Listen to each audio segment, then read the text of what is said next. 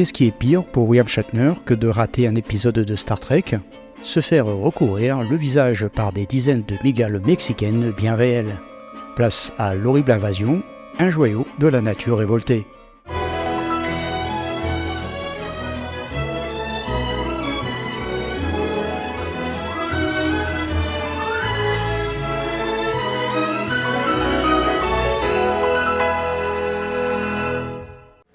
Répondez, Mildred, répondez.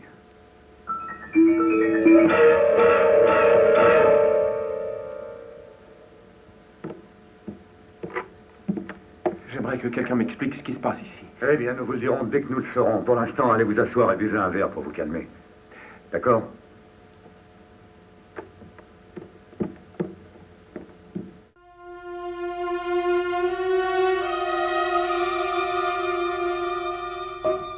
C'est au début de l'année 77 que Lawrence Wallner, président de la compagnie indépendante Dimension Pictures, annonce le lancement de l'horrible invasion dans le cadre d'un ambitieux catalogue de 37 productions pour l'année en cours. Le concept initial est développé par le producteur Jeffrey Sneller. Le scénario est finalisé en 1976 par Richard Robinson et Alan Caillou, ce dernier étant un romancier, acteur et aventurier connu pour ses contributions à des séries télévisées comme des agents très spéciaux. Le budget de production de l'horrible invasion fait l'objet de divergences selon les sources historiques. Les rapports de production standard évaluent le coût direct à environ $500 000. Cependant, les publicités professionnelles publiées par Dimension Pictures dans le magazine Box Office revendiquent fièrement un budget d'$1 million, ce qui représentait la somme la plus élevée jamais investie par cette maison de distribution à l'époque.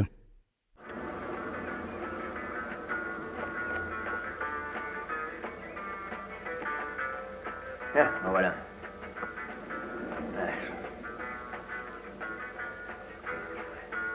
Je pourrais tirer $10 d'un truc comme ça. Je suis vraiment un con. Oh, merde!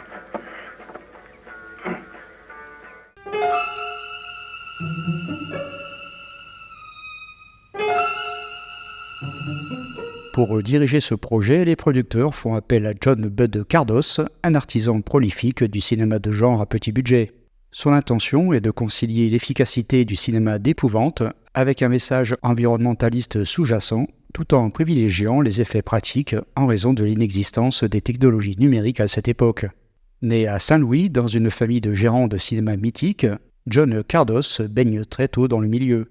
Pourtant, il ne commence pas sa carrière derrière la caméra, mais entre dans l'industrie par la grande porte des cascadeurs et des dresseurs. Il a notamment travaillé dans les années 60 comme dresseur pour Alfred Hitchcock sur le tournage des Oiseaux, et sa solide expérience physique lui vaut aussi de travailler sur la seconde équipe du chef-d'œuvre de Peckinpah, La Horde sauvage. Après une première tentative à la réalisation au début des années 70 avec Saul Soldier, inédit en France, Cardos tourne l'horrible invasion qui reste son film le plus connu. Sur sa lancée, il enchaîne avec deux autres classiques des vidéoclubs, Les Nuits de la Violence, un film de monstres extraterrestres matinée de slasher, The Day Time Ended, La Nuit des extraterrestres en français, une œuvre de science-fiction psychédélique et inventive. Il terminera sa carrière de réalisateur entre les films d'action et les thrillers de série B, avant de se retirer dans son ranch en Californie où il s'est éteint à l'âge de 91 ans.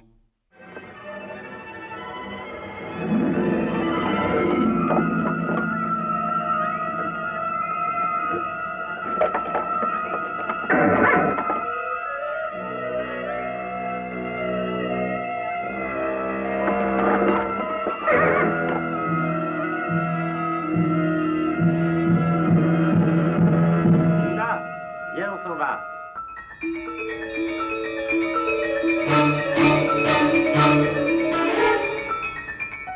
La recherche de l'interprète masculin principal connaît plusieurs rebondissements.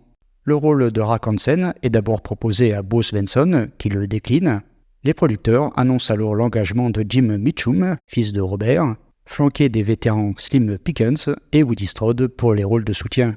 Cependant, Pickens et Mitchum quittent le projet, ce dernier est alors remplacé au pied levé par William Shatner. Né à Montréal, Shatner débute à l'écran dans les années 50, notamment dans Les Frères Karamazov, et enchaîne les apparitions télévisées marquantes comme l'épisode culte de la 4e dimension, où il incarne un passager d'avion terrorisé par un gremlin sur l'aile. En 1966, sa vie bascule lorsqu'il décroche le rôle du capitaine James T. Kirk dans la série Star Trek pendant 3 saisons, mais lorsque celle-ci est annulée en 1969 en raison d'audiences décevantes, Shatner se retrouve brutalement sur la touche. Pendant 10 ans, il accepte absolument tout ce qu'on lui propose, séries télévisées en tant qu'invité et surtout du cinéma d'exploitation à petit budget. C'est durant cette décennie qu'il tourne des raretés appréciées des cinéphiles. La pluie du diable de Robert Fuest, un film d'horreur sataniste kitschissime avec Ernest Borgnine, et cette horrible invasion pour lequel il sera payé environ 50 000 $, plus un pourcentage sur les bénéfices. À la fin des années 70, la Paramount décide de relancer la franchise Star Trek au cinéma. Shatner retrouve ainsi son fauteuil de capitaine, un rôle qu'il tiendra dans 7 longs métrages, installant définitivement son statut de légende de la pop culture. Enfin, dans les années 80, il redevient une star de premier plan à la télévision en incarnant le flic vétéran dans la série Hooker. Ah non, je peux plus bouger. Je te jure, je peux plus bouger. À rejoindre les autres.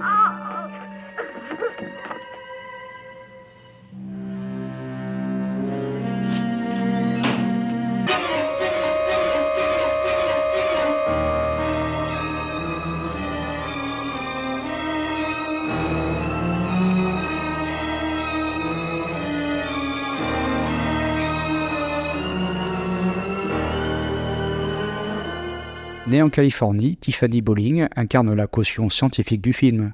Face au machisme bon enfant du personnage de William Shatner, elle apporte une présence glamour et un courage impressionnant face au Miguel. À la fin des années 60, elle décroche de petites apparitions à Hollywood, notamment face à Frank Sinatra dans le film Tony Rome est dangereux, avant que sa carrière prenne un virage résolument cinéma bis dans les années 70. Après l'horrible Invasion, qui restera l'un de ses rôles les plus mémorables, elle ralentira progressivement sa carrière au cours des années 80 et 90, avant de se retirer définitivement des plateaux.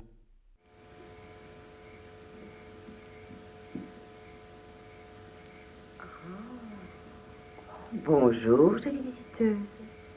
Mais qu'est-ce que tu veux faire ici? Tu n'es pas censée vivre dans les maisons, tu es faite pour vivre plutôt dans le sol. T'es mignonne. Allez, viens, je vais te reconduire dehors. Tiens-toi tranquille.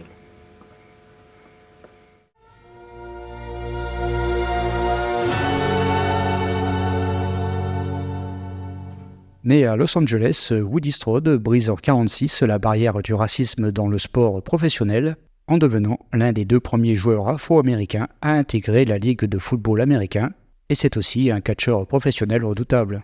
Sa rencontre avec le réalisateur John Ford va changer sa vie quand celui-ci lui confie le rôle-titre du Sergent Noir. Toujours sous la direction de Ford, il enchaîne avec Les 2 Cavaliers et L'homme qui tua Liberty Valance, puis Spartacus de Stanley Kubrick et Les Professionnels de Richard Brooks. Dans les années 70, Strode s'oriente vers les westerns spaghetti, le cinéma policier italien et la série B américaine. On le verra également dans Vigilante de William Lustig, puis fera une ultime apparition dans Mort au vif de Sam Raimi, sorti juste après sa mort en 1994. Dans L'horrible invasion, son rôle est court mais crucial, c'est son personnage qui découvre le premier nid de Miguel sur ces terres et donne l'alerte.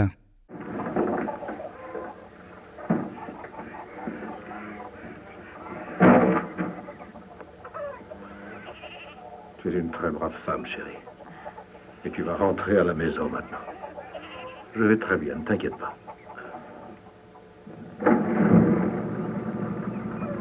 Et ne t'approche pas de ce champ aujourd'hui, d'accord? Oui, d'accord. À noter la participation de Marcy Lafferty, qui est alors l'épouse de William Shatner à la ville. Elle est engagée pour prêter ses traits à Terry Hansen, la belle-sœur veuve du protagoniste.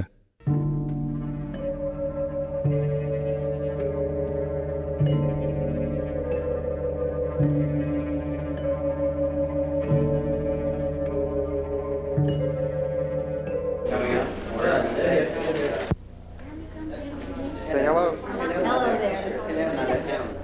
Here we are in Arizona, Mr. Sneller and I, on the set of the Spiders picture. They're back there doing, what scene are they doing right now? They're doing the scene at the Colby Ranch, the discovery of the Spider Hill, as I understand it. Well, maybe we ought to take a walk on back there and see what they're doing. Okay, All right. let's go. Let's take a look. Le tournage principal se déroule en avril 1977 sur une période d'environ 4 semaines. La force visuelle de l'horrible invasion réside dans son refus des trucages optiques de l'époque au profit d'effets physiques utilisant de véritables animaux. La production fait l'acquisition d'un stock gigantesque de 5000 mygales vivantes, principalement issues de l'espèce des mygales à genoux rouges du Mexique, choisies pour leur taille imposante, leur corps velu impressionnant et leur tempérament relativement calme. Les araignées sont fournies par des collecteurs mexicains payés entre 5 et 10 $ par individu, ponctionnant le budget global à hauteur de 50 000 à 75 000 $. La gestion de cette colonie d'arachnides sur le plateau est confiée au dresseur Jim Crockett, qui se heurte immédiatement à des difficultés biologiques majeures. Les mygales étant cannibales, il est rigoureusement impossible de les laisser ensemble hors caméra. L'équipe technique doit donc loger chaque araignée dans un emballage plastique individuel, ce qui exige des milliers de boîtes étiquetées et stockées à l'abri du froid, auxquelles ces animaux sont extrêmement sensibles. De plus, la mygale est un animal craintif et lent, qui cherche naturellement à s'isoler ou à s'immobiliser face à la lumière et au bruit. Say hello, Woody. You can talk on this one.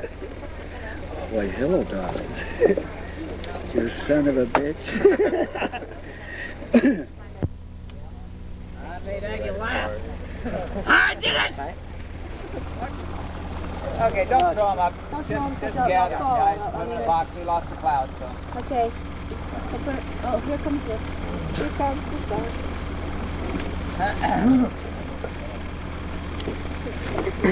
I'm starting to talk and I'm watching one come up my leg. What? Afin de simuler l'invasion active de la ville, le dresseur doit employer des astuces techniques, les mêmes qui furent utilisées 13 ans plus tard dans Arachnophobie, des tuyaux d'air comprimé cachés et de petits ventilateurs soufflant doucement sur les araignées pour les forcer à avancer vers les acteurs.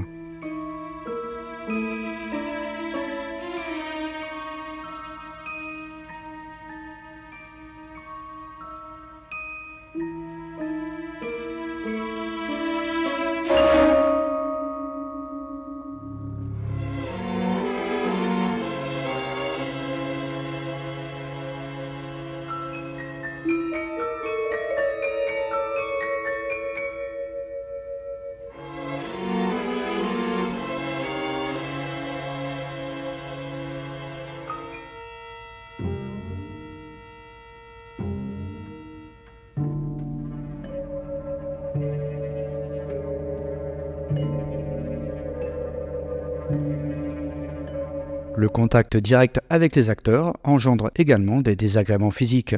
Soumises au stress du plateau, les mygales déploient leurs moyens de défense passifs en frottant leurs pattes arrière contre leur abdomen pour libérer des poils urticants. Ces poils microscopiques s'insinuent sous la peau des interprètes, provoquant de sévères réactions dermatologiques, des démangeaisons intenses et des plaques rouges douloureuses.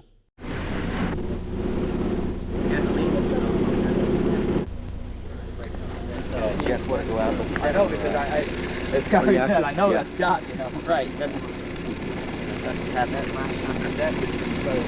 That damn lens is beautiful,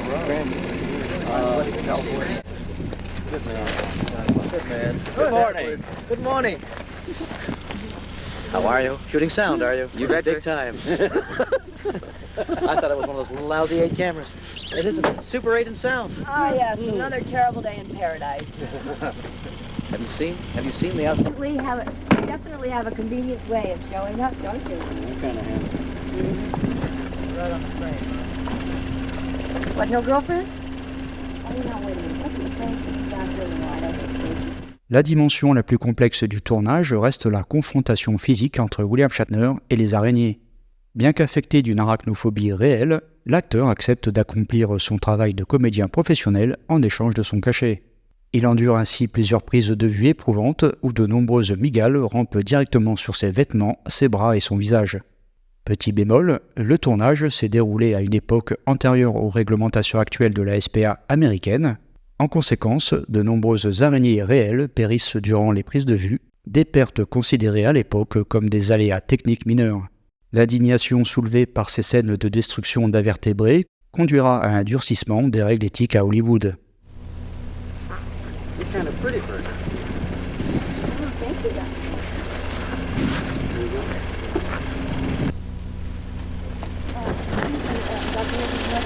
sorry, you don't understand. Nobody drives my car. And a cut. There'll be a cut as soon as you come down. I want to pick it up.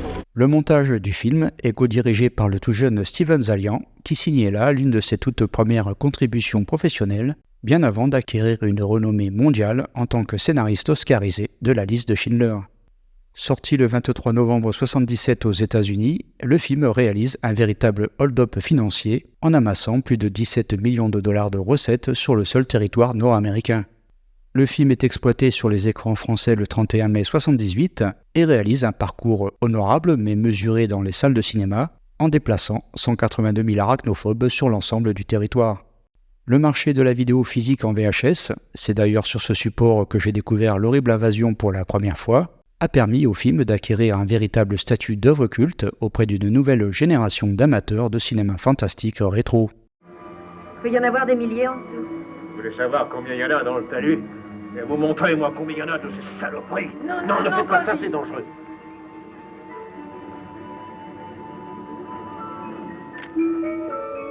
Madame Colby, est-ce que vous auriez une boîte ou un bocal avec un couvercle? Je ne crois pas que le DDT arrivera à les tuer. Non. Beaucoup d'araignées, et spécialement les grosses, sont complètement immunisées.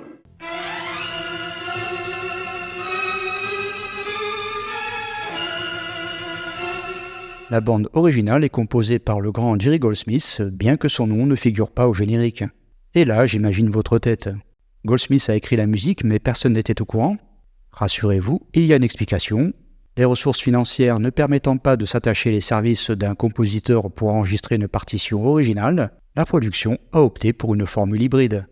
D'un côté, le musicien et chanteur de country Dorsey Burnett est engagé pour composer et interpréter plusieurs chansons originales, renforçant l'ancrage géographique et l'ambiance décontractée du début du film. D'un autre côté, pour toute l'illustration dramatique et les scènes de suspense, le producteur Igor Cantor fait le choix d'exploiter les catalogues de musique de stock disponibles dans les archives des studios. Il sélectionne ainsi des partitions écrites à l'origine par Jerry Goldsmith pour plusieurs épisodes de la saison 2 de la série La 4e dimension. Loin de desservir l'œuvre, ce choix technique s'avère d'une redoutable efficacité à l'image.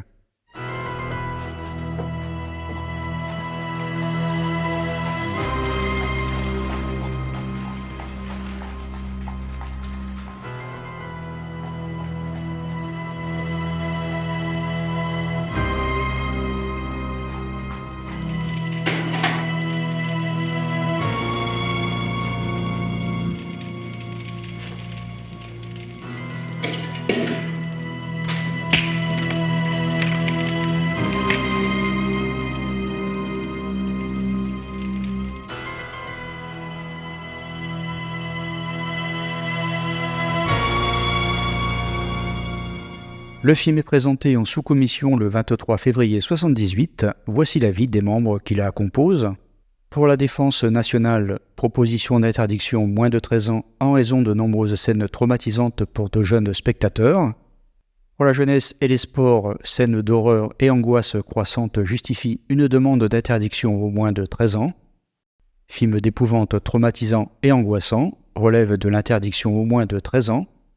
Film traumatisant pour des jeunes de moins de 13 ans. Film d'épouvante, scène traumatisante, avis d'interdiction aux mineurs de 13 ans.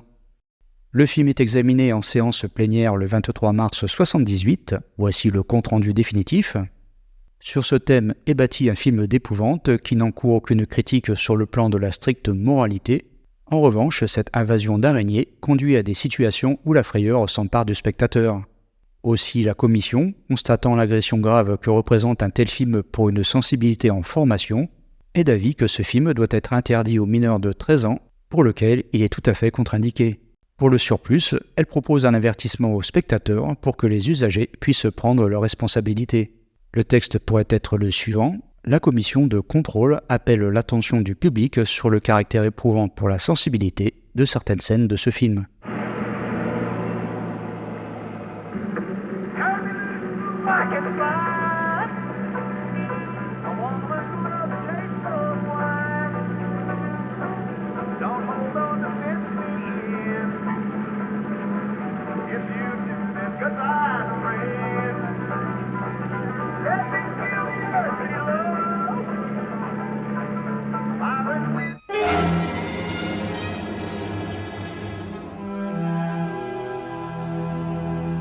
Dominant une partie de l'affiche américaine, la silhouette massive de William Shatner s'impose. Des mégales montent le long de ses jambes, soulignant la vulnérabilité du héros.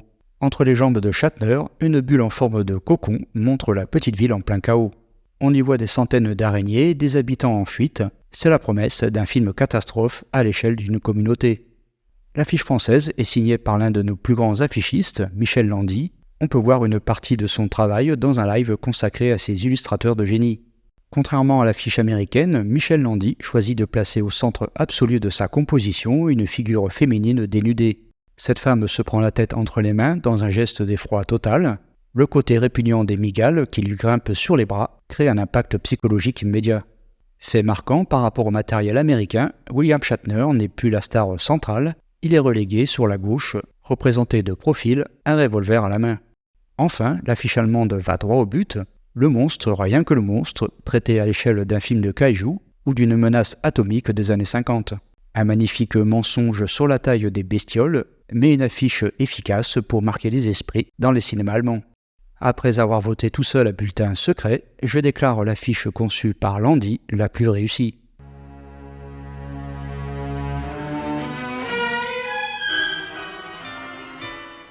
La mort est due à une forte dose de venin. Elle n'avait pratiquement plus de globules rouges dans le sang.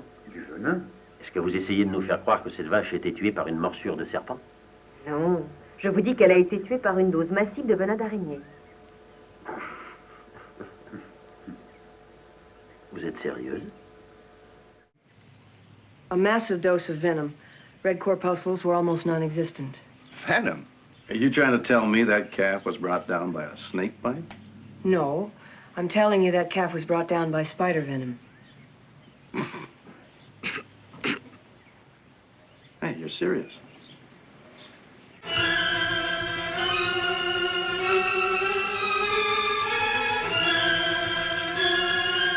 Contrairement aux films de monstres des années 50, fondés sur le gigantisme par irradiation atomique, le script de l'horrible invasion repose sur un postulat écologique plus insidieux et réaliste.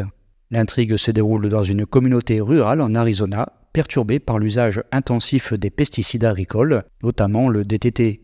Les produits chimiques détruisent les insectes et les petits mammifères qui constituent la nourriture habituelle des migales locales. Excusez-moi, monsieur, mais vous n'avez pas l'air de comprendre la situation. Les pesticides ne font qu'empirer les choses. Je vous supplie de me croire. Vous allez au-devant des pires embêtements. Écoutez, ma petite, ce que vous ne comprenez pas, c'est que cette ville a une foire agricole dans 2 semaines et je ne veux pas que ces saloperies d'araignées puissent envahir toute la région. Écoutez, ces araignées ne sont pas arrivées là par hasard. C'est une migration due à un renversement de l'équilibre naturel. Pour survivre, ces araignées d'ordinaire solitaires modifient leur comportement biologique. Elles s'unissent en colonies massives et coordonnées pour chasser des proies de plus en plus grandes, s'en prenant d'abord au bétail, puis aux chiens et enfin aux habitants de la petite ville.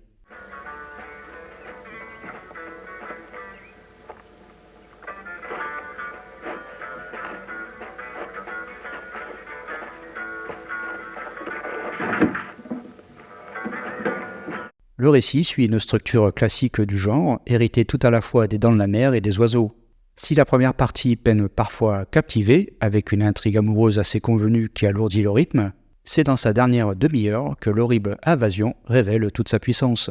Cardos lâche alors les fauves, ou plutôt les migales, et orchestre un véritable siège cauchemardesque. Les rues se couvrent d'araignées, les corps s'emmaillotent de toile, les véhicules dérapent dans la panique.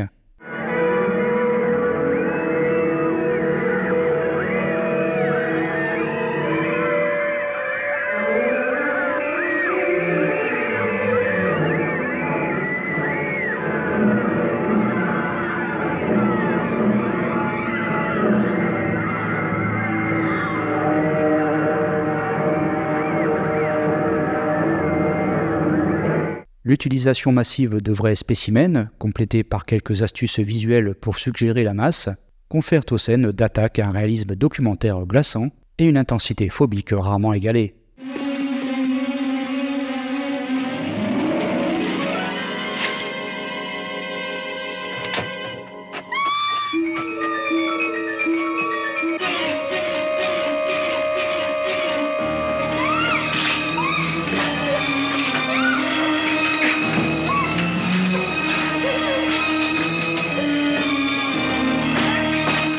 Certes, le dernier plan du film est imparfait car il n'y avait pas des fonds nécessaires pour concevoir une maquette complexe ou un plan composite sophistiqué, mais la puissance évocatrice de cette conclusion apocalyptique et désespérée demeure intacte, marquant durablement les mémoires des spectateurs.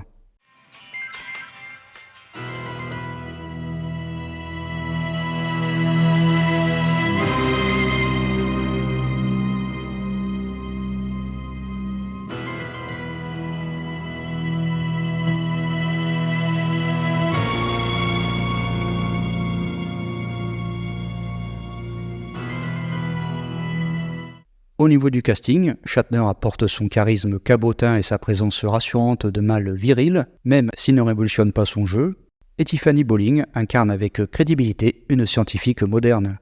Walt, est-ce que vous pourrez ramener Ashley, mademoiselle Ashley, chez Emma quand elle aura fini? Il faut que j'aille voir ma petite et je suis déjà en retard. Je sais que vous allez dîner, alors je vous pose une autre question. Vous ne voudriez pas dîner avec moi? D'après ce que j'ai cru comprendre, je crois que nous sommes très occupés tous les deux. Malgré son engagement concret dans les effets pratiques et son discours éco-horreur toujours pertinent, le film n'est pas exempt de défauts. La mise en scène reste inégale, plus inspirée lorsqu'il s'agit de filmer les arachnides que les échanges humains, et le scénario minimaliste repose essentiellement sur l'impact visuel des bestioles plutôt que sur une grande sophistication narrative. Cependant, l'horrible invasion tient largement la route près de 50 ans plus tard. Plus abouti que beaucoup de ses contemporains du genre, il conjugue plaisir coupable assumé et véritable efficacité horrifique.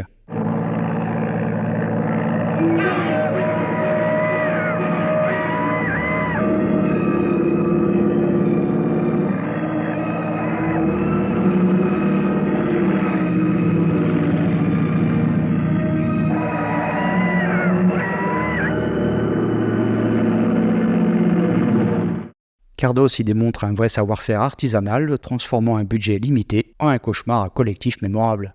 Pour les amateurs d'horreur vintage, ou tout simplement de frissons arachnéens bien sentis, c'est une pièce incontournable du cinéma bis des années 70, un film qui, dans sa démesure finale, prouve que les petites bêtes peuvent parfois faire les bons films de genre.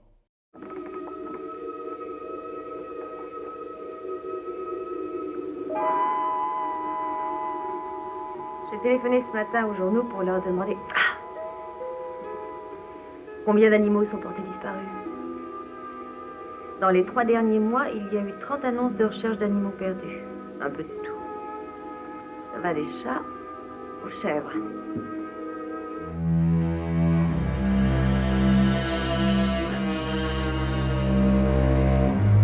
Une seule revue de presse à ma disposition. Elle vient d'un journaliste du Monde qui, contre toute attente, a plutôt aimé le film. On n'arrive jamais à croire vraiment au gigantisme animal à l'écran. Ici, les effets spéciaux ne sont plus des prouesses techniques, on se sent couvert d'araignées jusque dans la salle. C'est la révolte de la nature qu'aucun héros ne peut vaincre. Ces gens de l'Arizona, tous assez quelconques, ressemblant à tout le monde, ne peuvent être sauvés. Il y a dans ce film à petit budget, relevant d'un genre établi, une inquiétante fable sociale. Moins habile que Hitchcock, le réalisateur crée pourtant la même angoisse que dans Les Oiseaux, lors du siège de la maison par les migales et de l'étonnante scène finale. Il est l'heure de venir manger quand même, dépêche-toi!